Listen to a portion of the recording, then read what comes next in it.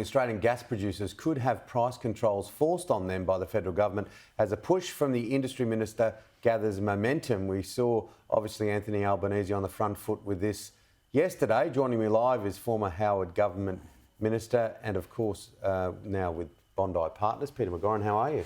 Excellent, Tim. Very well. It's great for governments to get on the front foot about pricing and that, but so much is out of their control. What can they do? Well, in regard to petrol, major source of energy, nothing. We're a world price taker. In regard to gas, here they've got a number of levers. Unfortunately, we're paying the price for the moratorium on gas exploration and development that all state governments, including of a conservative bent, imposed over the last decade. That was insane.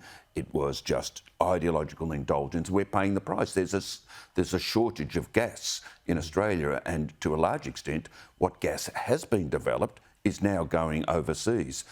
So they have to encourage exploration. There's got to be a greater supply of gas, but you can't turn that tap on very quickly. Now, we've got serious problems here, and somehow they've got to work out how to keep much of that gas currently being exported by an energy world, an energy-dependent world here in Australia. Yeah, you chuck Ukraine and a few other things into that wide swirling mix and it becomes very difficult.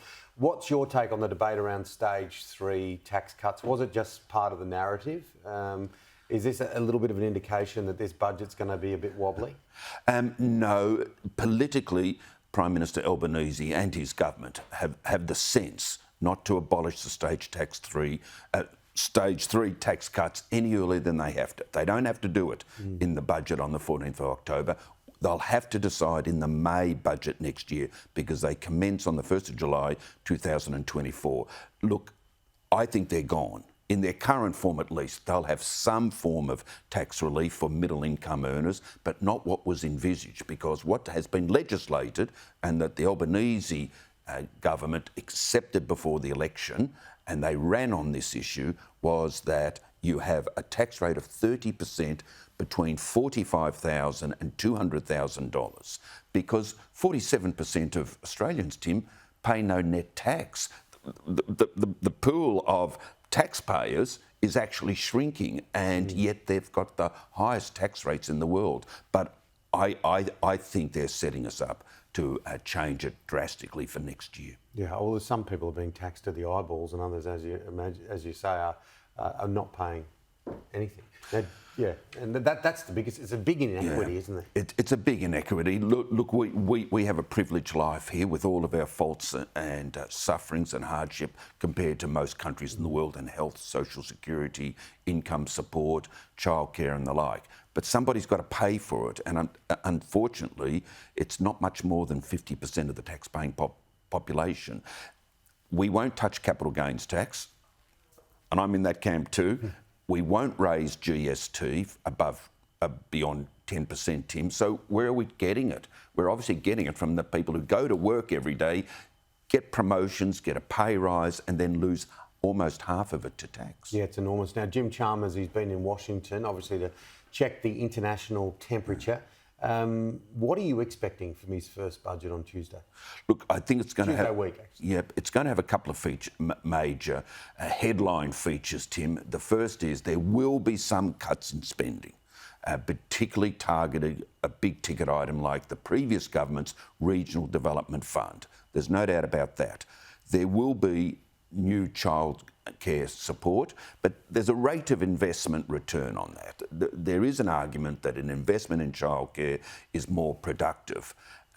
So he has to bring in some fiscal discipline. That's his nature as an individual. That is the necessity of the times. It's a very difficult challenge, but he's got one thing that very few other treasurers anywhere else in the world has got, and that is a bonus from the increase in the revenue from coal sales, from liquid natural gas and from iron ore. He's got about $50 billion that wasn't budgeted for by Treasury. That's not the answer to all of our prayers, Tim, but he's actually got a cushioned effect there that no one else in the world has. Yeah, a couple of other topics. One not so bright, the other very bright. I'll start with the not so bright and we'll finish on a high note. Let's head overseas. The whole nuclear thing with Vladimir Putin. You've been around a long time. What's your lens on him and what's going on? He is unpredictable, as we discussed here only 2 weeks ago. He's lost the war. Question now is he looking for an exit ramp? Doesn't appear to be so. He still wants those border regions to be incorporated into Russia, to give him a buffer zone, and because ethnically there is a substantive Russian leaning, but you can't just take it under international law because you want it. So he's showing no signs of compromise. His manoeuvring around the nuclear weapon option is to play with our minds, try to bluff us. I noticed President McGauran of France is the first to blink. He shouldn't. I still believe Putin's bluffing at this stage. He has complete control of the security and police and political state of Russia, but even he can't put them at risk. So it's very uncertain, it's very worrying, but the good news, Tim, as you say, overall, it's a bleak situation with terrible social and human and economic consequences for the region and the world at large, is that the Ukrainian people have stood up. The democratic countries in Europe and around the world have supported them. Even the non-aligned countries are beginning to abandon Russia. So the rule of international law has asserted itself. Yeah, hopefully, they say through pain comes growth. So hopefully in the long run, we'll see some positives to come out. Now, on a very, very, very, very, very, very positive note, and a huge change of pace and change of tack, the Everest, yes, the richest race on turf. You're chairman of the Australian Turf Club, and you must have had a massive smile on your face when you woke up this morning to beautiful blue sky.